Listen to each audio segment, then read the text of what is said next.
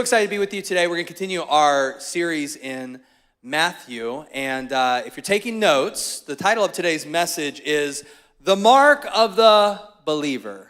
The Mark of the Believer. As we get started, I want you to know I don't do scary. Okay? Anybody else not do scary? You just don't do scary things. All right, mainly this section right here. Okay, I'm going to talk to you all. You're my people. No, I don't do scary. Like, I think I was traumatized as a kid. I watched Arachnophobia. Anybody remember that movie? Yeah. We're already scared of spiders. They made it worse. I watched the first It movie. That was awful. That did me in there. Not watching any horror movies today because of that one. I watched, there was all kinds of movies I shouldn't have watched as a kid. Talk to my mother, okay? This is her fault. No, I'm just kidding. I don't know if she's in this service, but... So, you know, I don't do scary. But I noticed this time of year, there's a lot of scary things around. And if you drive around, have you noticed the people that put like big skeletons in their driveway? Big spiders? I'm actually okay with it because now I know who to pray for. I just pray for them. Lord, help them. What are they doing? Help them. You know, because there's this one in our neighborhood that has like way too many things. It's got little Chucky like on their back porch like this. It's got big skeletons. They're like, what is happening right now? Our dogs are really scared to actually walk by it. They're like, what is that? I'm going to eat you. Our dogs are like that big. So, yeah, I just don't do scary. But one thing that I've found to be a bit of a mystery is I think, ladies, you're kind of into this, like murder mysteries. Is this a thing? Is this kind of a thing? Okay, so my wife is kind of into this. And the other day, I was walking around the house, and in our bedroom, on the dresser, there was this book, and the bottom of it was covered up, and the top of it said Perfect Marriage. And I was like, oh my goodness. My wife, she's wanting to get better at our marriage. She's really wanting to work on some things. That's so cool. So I was just like a little curious. So I started to pull down whatever was on top of it, and I noticed then it's like white up top, like Perfect Marriage, looks so beautiful, looks great, and you pull it down, and then there's drops of blood, like at the bottom. On the ground. I'm like, what is happening? So I'm praying for my wife as well. I'm praying. Maybe you join me in prayer. So I know, but I don't do any of that stuff, man. I don't like scary. But today's passage could be a little scary, but it shouldn't be. In fact, it should be encouraging. Okay, it should be encouraging to you. And to give you a little context, we've been looking, this is the last week of Jesus's life, earthly life, and he's talked about three parables, and the faithful and unfaithful servant, the bridesmaids, and then the one we covered last week about the talents. And, it's all about just making sure that you're ready for his return, making sure that you're being faithful with what God has given you. Then we come to this passage today. He's talking about, it's not as much of a parable because this is actually what's going to happen. He does use a little bit of an illustration with sheep and goats, but it's talking about now specifically what should we be doing. So he's like, hey, you need to be faithful. You need to be ready. Now he starts to answer the question, what should we be up to? What are the things that we should be doing? So we're going to look at it, Matthew chapter 25. This is the story of the sheep and the goats. If you're ready, say, oh yeah. Okay, here we go. Matthew 25, starting in verse 31, says this. When the Son of Man comes in his glory and all the angels with him, he will sit on his glorious throne. Now, I'm going to make a little commentary as we go here. A little bit of a timeline. Okay, so what I'm going to tell you, what we've been talking about, is a sequence of events that are going to happen that Jesus talks about. Now, there's differing beliefs on these sequence of events. It's called eschatology, the study of the end times. So if by chance you have a differing view, please don't stone me after service, okay? We can have differing views and still be friends, all right? So this is a commonly held view. So there's going to be the rapture. The rapture is basically when Jesus takes us up to be with him in heaven, okay? Remember, if you've seen the Left Behind series or the movie that they did, like people were just suddenly vanished out of nowhere. Their clothes were just left behind, which kind of, begs the question, like, are we going to go up to heaven naked? Like, what's going to happen? Like, what's going to happen in my clothes situation? I need to know. So that's going to be the rapture, all right? So Jesus is going to take us up to heaven. Likely, most people believe that that's going to kick off the 7-year tribulation, okay? So where it's going to be bad news bears here on planet Earth. And you could imagine if, 1 billion of the people or 2 billion or how many ever it is are going to be disappearing from the earth. That's a lot of people to disappear. A lot of bad things are going to happen. So that's going to kick off the 7-year tribulation. At the end of that tribulation, Jesus is going to return with his church. So we're going to be up in heaven chilling for 7 years, doing our thing. And then we're going to come, I'm going to be specifically doing that. all the entire 7 years, just dancing like that. But then we're going to come back, and Jesus is going to return, and that's this moment. Okay, that's when he establishes the kingdom. That's this moment right here. So that's what we're looking at. Verse 32, all the nations will be gathered before him. So all those that are left alive, he's going to gather them all before him. And he will separate the people one from another as a shepherd separates sheep from the goats. So there's a bit of the analogy. A shepherd would separate sheep and goats. So that's what he's saying he's going to do. Verse 33, he will put the sheep on his right and the goats on his left. Verse 34, then the king will say to those on his right, come, you who are blessed by my Father, take your inheritance. Everybody say inheritance. Take your inheritance, the kingdom prepared for you since the creation of the world. That word inheritance is really important because a casual reading of this passage might make you think that you need to do a bunch of good works to get to heaven. But the rest of the New Testament would tell you everything the opposite of that. Okay, so we know that Jesus isn't saying that you need to do all these little good works that we're going to get into here in just a minute in order to get to heaven, or if you don't do enough good works, then you're going to go to hell.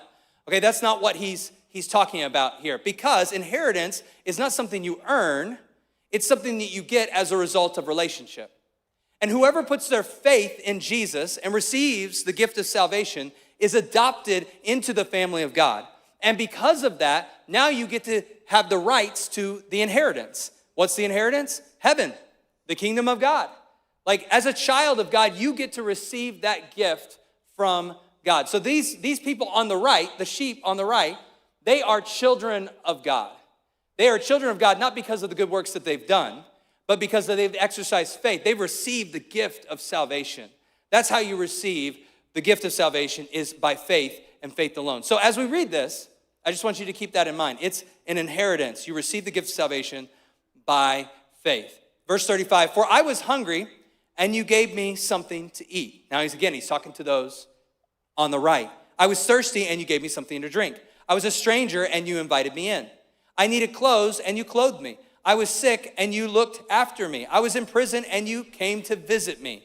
Then the righteous will answer him, Lord, when did we see you hungry or feed you or thirsty or give you something to drink? When did we see you a stranger, invite you in, or needing clothes and clothe you? When did we see you sick or in prison and go to visit you? The king will reply, truly I tell you, whatever you did for one of the least of these brothers and sisters of mine, you did for me. What I think is really interesting, those that are at this judgment are those that were in the tribulation that became believers. Okay, and obviously the unbelievers, but the sheep on the right are the ones that became believers during the tribulation. And they didn't necessarily make the connection that, hey, whenever you do some good work for someone, you're doing it in the name of the Lord. You're doing it for Jesus. And I just, maybe this is speculation, but I just think they didn't have time for, I think, Bible studies to just get into all the theology and the ins and outs. They were just acting like Christians. They were just doing what they knew to do during the tribulation, during a really difficult time. They were just like, I need to serve this person. I need to help this individual. Man, they're thirsty. They're hungry. I need to go visit them. I need to invite them in. They were just acting like Christians. They didn't necessarily have all their theology right. They were just acting like children of the King. I just think that's so fascinating and interesting that in the midst of difficulty, that's what they focused on. Did you know a lot of times blessing can be the thing that gets in the way of us acting like Christians? Sometimes life is so good, life is so great, life is so grand. We start to focus on all the blessings that we have and we forget the one that's given us all the blessings. And those in the midst of this tribulation, they're not focused on that. They're just simply focused on being Christians. They're acting like Christians. Verse 41 says this, and then he will say to those on the left, now he's going to talk to the goats, okay? Those on the left, depart from me, you who are cursed, into eternal fire prepared for the devil and his angels. So prepared for the devil and his angels. Did you know that hell was not made for you and me? Hell was not made for you and me. You know, if you've ever seen somebody like grow up and you look at their life and you're like, man, that person has such potential. And then maybe they grow up and they essentially throw their life away. They get in the wrong crowd. They start doing stuff they shouldn't do. And you're like, man, it shouldn't have been like that. I think that's what Jesus is doing right here with this. He's like, hey, I just want to remind you guys that where you're going was not created for you. It was not meant for you. This is not the way it should have been. This is not how it was supposed to be. This is not my plan for you. I had better things for you. It was like Jesus was reminding them it could have been different. And it really should be, because hell was not meant for you or for me, for those you love and those you care about. It's not meant for us. God provided a way out of that through his son Jesus, that we put our hope and our faith in him, our trust in him. How many are thankful for that? Are you guys thankful? Are you awake? Are you alive out there? Okay, come back. Okay, I mean, I'm so thankful for what Jesus has done for us, and he's reminding these people, like, man, it shouldn't have been this way. It could have been different. So he goes on in verse 42, for I was hungry and you gave me nothing to eat. I was thirsty and you gave me nothing to drink. I was a stranger and you didn't invite me in. I needed clothes and you didn't clothe me. I was sick and in prison and you did not look after me. And they will also answer, Lord, when did we see you hungry or thirsty or stranger or needing clothes or sick or in prison and did not help you? He will reply, truly I tell you, whatever you did not do for one of the least of these, you did not do for me. Verse 46, and then they will go away to eternal punishment, but the righteous to eternal life. Whew, kind of intense. This last week of Jesus, he's just shooting straight. So I want to give you 3 takeaways from this passage right here. 3 takeaways from this passage. First one is, one day we'll each give an answer for our lives. One day, each of us will give an answer for our lives. Number 2, our lives as believers should be filled with good deeds. And the last one, those deeds should include the least of these. Those good deeds should include the least of these. I want you to turn to the person next to you and say, buckle up, Buttercup. Jesus is coming back. Buckle up. This one, 5-point harness. There you go. You're going to need it. All right, that first one there. One day, we'll each give an answer for our lives. There's lots of different judgments in the Bible. You think of Adam and Eve. First thing they did, they messed up. There was judgment for that. Think about the great flood that went all across the globe. That was a judgment. Think about Sodom and Gomorrah because of their wickedness. That was a judgment. Okay, so that was a judgment. There's going to be future judgments that happen, and this is one of them. This is when, again, he gathers the nation. Now, I hope no one here is at that judgment. I hope that you're caught up in the rapture with the rest of us. We all get to go up there, all get to have fun. We're not at this particular judgment that we're talking about today. But there is still going to be a judgment for Christians. There is still going to be. Every single person in here that believes in Jesus or is watching online or around the globe that isn't watching technically, each believer is going to have a judgment. We're going to give an account for our lives. In fact, it talks about it in 2 Corinthians 5, verse 10 says this, for we must all appear before the judgment seat of Christ. Paul is talking to these believers in Corinth, for we must all appear before the judgment seat of Christ, so that each one of us may receive what is due us for the things done while in the body, whether good or bad. So this is a judgment, not of heaven and hell. This is a judgment of what you did with your life. Like, what did you do with what God gave you? Romans chapter 14, verse 10 says this, for we will all stand before God's judgment seat. It is written, as surely as I live, says the Lord, every knee will bow before me, every tongue will acknowledge God. So then, each of us will give an account of ourselves to God. Okay, so there it is. Like, that is going to happen. You can anticipate, you can take that to the bank. You can know that you're going to have to give an account for your life. Even as a believer, you're going to have to give an account for your life. So, does the Bible give a little bit more specificity to this judgment? Like, what's it going to be like? So we learned about the goats and the sheep and that whole thing. Okay, that was kind of specific. Likely, this judgment will be similar in terms of the sheep side of it, where he's going to ask the same kind of questions like, hey, did you do this? Did you do this? So what's that going to be like? 1 Corinthians 3 talks about it. 1 Corinthians 3:12 says this, if anyone builds on a foundation using gold, silver, costly stones, wood, hay, or straw. Here the Apostle Paul is just using an illustration, a building illustration. And there's certain kind of materials you can use. If you're a builder, you know this. You can use more high quality materials that are going to last a long time, or you can use low quality materials that aren't going to last. And so Paul is using this illustration. At the end of your life, this is what it's going to be like. If I were to write this, I would probably use this illustration. It's kind of like when you go to the airport and you go through security. You got to put your bag on the little conveyor belt thing. So you put your bag on there, and then it goes through the deal, the little scanner deal, and then comes out the other side. Except for with this, it's going to be like what you did with your life is going to go on the conveyor belt. It's going to go into this like machine thing. All right, this is how I'm imagining it. But it's going to be like fire. And then on the other side, whatever's left is what's actually going to last. So that's what's actually going to matter with your life. Okay, that's what he's saying. He says, if anyone builds on the foundation using gold, silver, costly stones, those are the things that will go through the fire. Wood, hay, or straw, those things won't go through the fire. Their work will be shown for what it is. Because the day, meaning the day that he comes back to get us, will bring it to light. It will be revealed with fire, and the fire will test the quality of each person's work. So, as a Christian, you could do a good job, or you could do a bad job. Yeah, you can do a lot of great things with your life, or you can do a lot of bad things with your life. Verse 14, if what has been built survives, the builder will receive a reward. So you can expect a reward. So you get to the other side of it, and whatever comes out the other end of that conveyor belt, it's like, man, that's my reward. That's what I did with my life. Those are the things that really matter, and we'll talk about those in just a second. But verse 15, this is the kind of the scary part. If it is burned up, the builder will suffer loss. The builder will suffer loss. Now, if you're anything like me, I like to overthink things. I like to analyze things, like just figure it out, okay? Anybody else like that? There's my people. Okay, there's my people right there. Anybody like to underthink things? Don't nudge your neighbor right now. Don't nudge. It's like, that's not as nice, is it? So what's going to come out the other side are the things that matter, but the things that get burned up, we're going to suffer loss. But I think about this. I'm like, man, I made it to heaven though. Like I got there.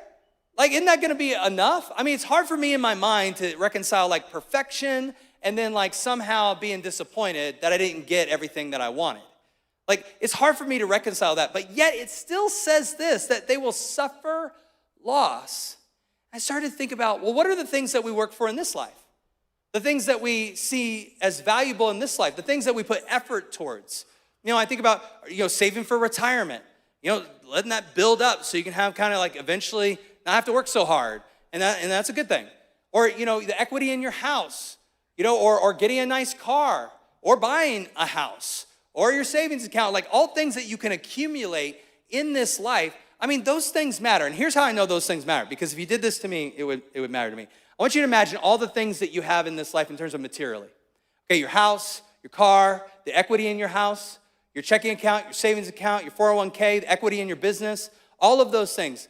Just imagine for a moment, as best you can, and be honest, all right? Just imagine for a moment all those went to zero. You lost all of them right now, and you couldn't get them back. They all went to zero. How many would be a little upset? Come on, my hand's raised. I mean, I'd be a little upset. I'd be like, man, I worked for that. Like now it's down to zero. Now here's what's crazy. If it matters in this temporary, short mist of a life that's here and then gone, if it matters now, it's going to matter in eternity. It's going to matter in the forever. It's going to matter on the other side. If I'm spending so much time, effort, and energy to make sure I have these things in this life, then it's going to matter if I have those things in the next life.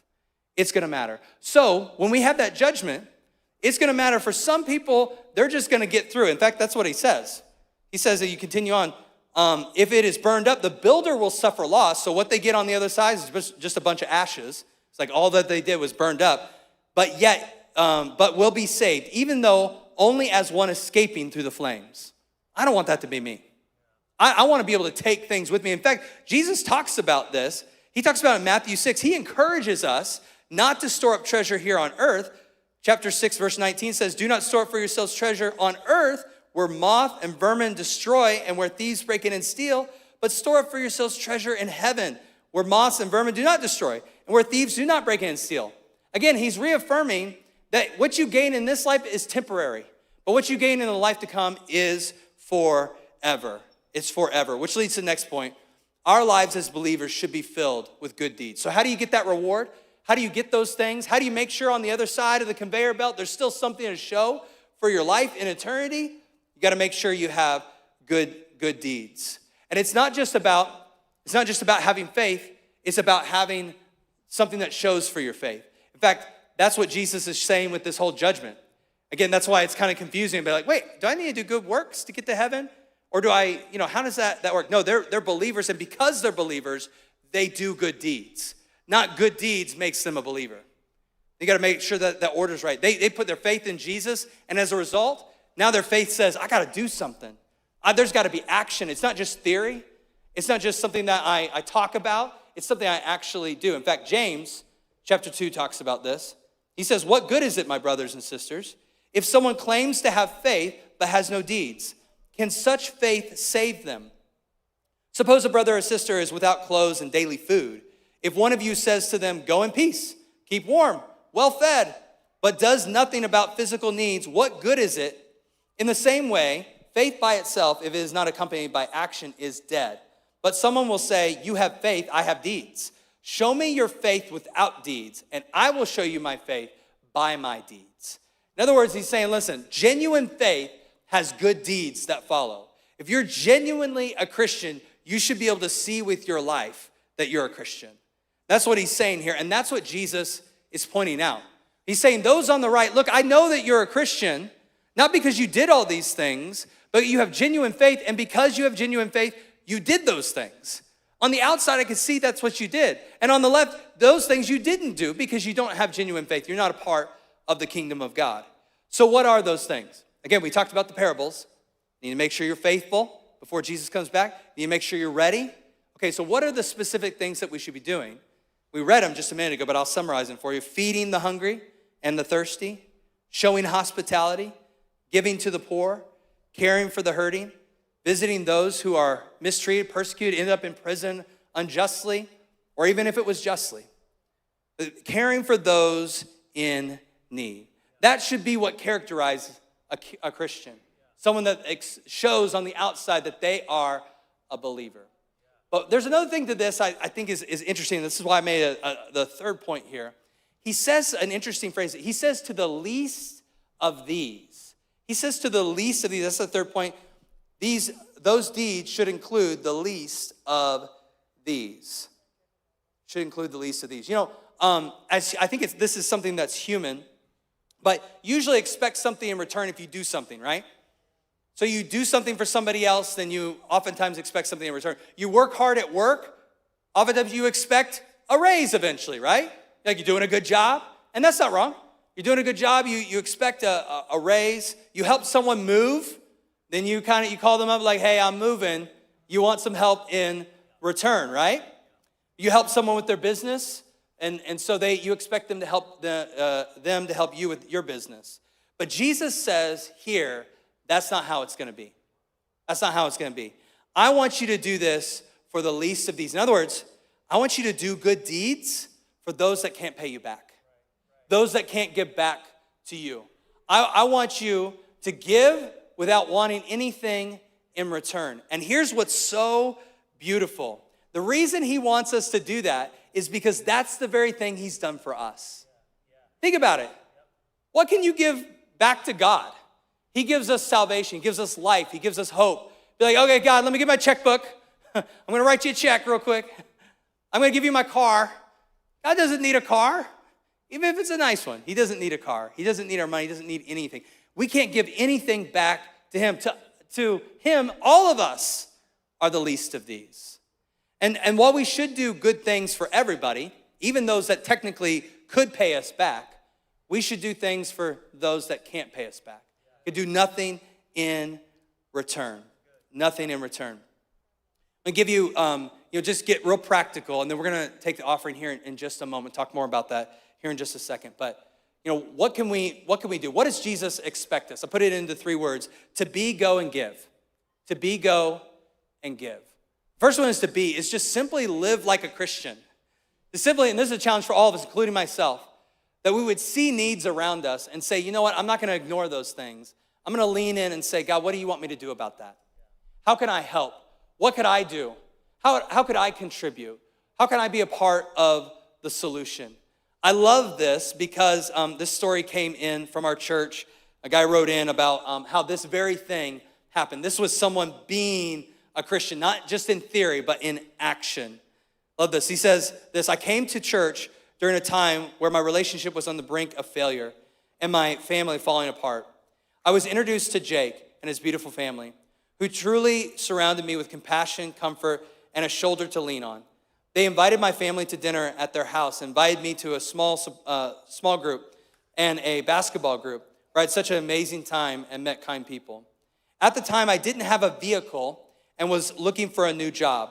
We had spent time looking around the area, shopping for an affordable used vehicle, but with no luck. Later that week, I received a call from Jake asking how the car search had been going, and I mentioned not great. What he said next floored me. He told me that he and Aaron wanted to gift me their car. He said that Aaron kept having this thought pop into her head to gift me their car. I didn't know what to say. I'm not one to accept much from others, as I always felt I could find a way to manage. This, however, was a different situation. I didn't have the funds I needed and was truly trying to figure it out as I went. This was truly a blessing. They presented me with the car, which also happened to be my birthday, which they didn't know it at the time. This amazing gift of kindness and goodness will confirm to me that the Lord works his love through all of us in different ways and at right times. Come on, isn't that awesome? That's so cool. You know, I think that's somebody just being what God has called us to be. Someone acting like God here on earth, showing the love and life to others. So that's simply being. You know, once a month we do a Love Your Neighbor outreach. I encourage you to jump on board with that. We help in the area support different ministries and organizations that are doing good, and encourage you to be a part of it. But certainly this is something that we all can do every single day. There's all kinds of needs around us. Our workplace, our neighbors, and our own family, extended family. There's needs around us. What if we stepped up and said, you know, I want to do something. I want, God, you can use me. Even if you feel like, man, I don't have all the resources in the world, you know, God can do anything. God can do anything. He's just looking for people to say, yes, I'll be a conduit of your goodness and grace. And then he supplies the needs. He'll take care of the supernatural. Like, he can do all of that stuff. He's just looking for people to say, yes, I'll be that. I'll be your hands and feet extended. The second one is go. This would be like for the missions trips. You know, if you've ever gone on a missions trip, you know how powerful it is. And if you've not gone on one, I would encourage you to think about, pray about the next one that you can go on. We've got a couple that you can go on now. They're always putting new ones on. But you can go to that QR code on the seat back in front of you and go to our missions page. But I encourage you to do that. Every time I've gone on a missions trip, I've gone with the intent to impact others, which is totally the right intent. We should go to impact others. But I felt like it left more of a mark on me than I left on it. You know, it left more of a change in my heart than I was able to change in anybody else's heart. And the impact happened in me. And that's what a missions trip can do. And I want to encourage you to go on a missions trip. It will change your heart, your mind for the good. But this last one is give.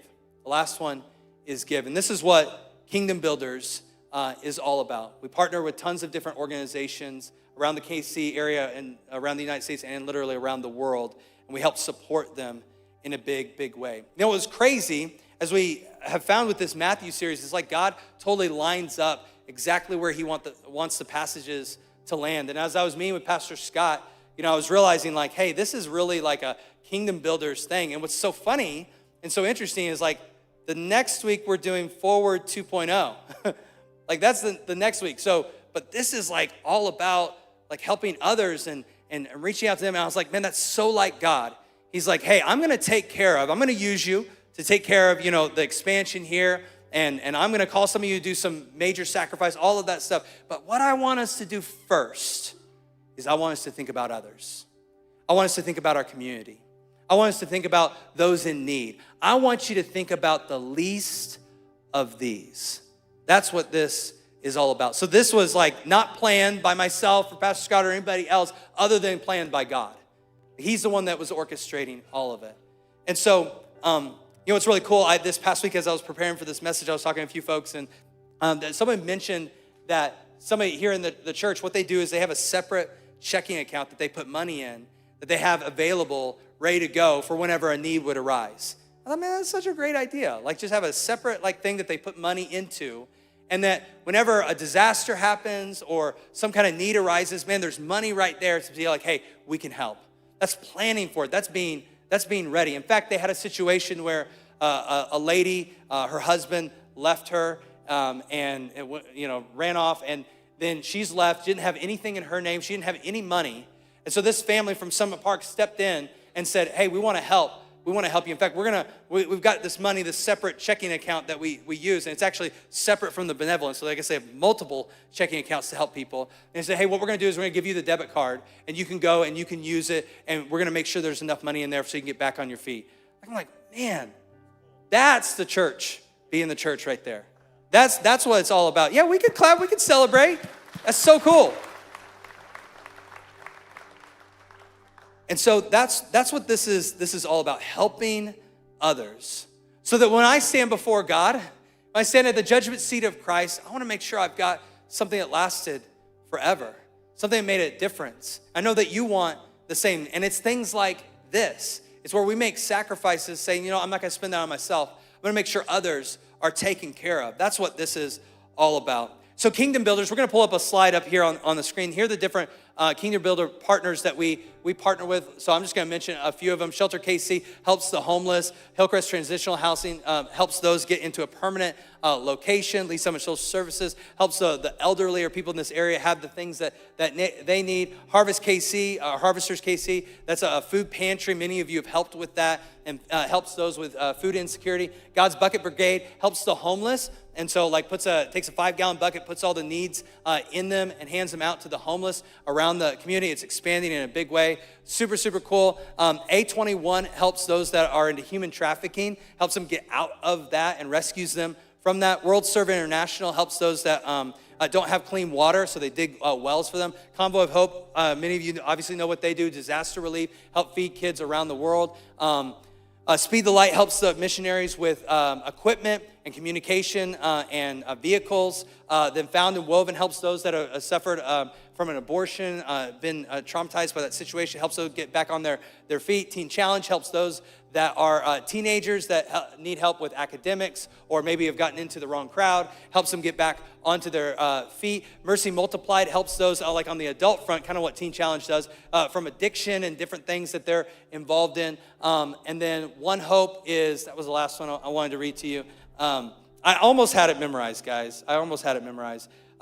They're partners, and what they do is they create curriculum for kids around the world that talk about gospel-centric things. So they talk about Jesus and help provide free resources for kids around the world so they have it. So this is what Kingdom Builders does. And here's the really cool part. When you give to Kingdom Builders, 100% of these dollars goes towards these partners. So there's not an admin, like Summit Park staff, manages all this stuff and the partners, but it's not like, okay, we need to take a little bit from Kingdom Builders to help offset that staffing cost. It doesn't. Every single dollar of Kingdom Builders goes to these partners right here, directly to them to help transform lives. And you're making that difference. You're making that impact. And I guarantee you, when you stand before Christ at the judgment seat of Christ, there's going to be something. I don't know what it's going to look like. I don't know if it's going to be a stone. I don't know if it's going to be a diamond. I don't know how all of it's going to look. Okay, but it's going to go through and it's going to come out the other side because you said, I'm not going to think of myself. I'm going to care about others.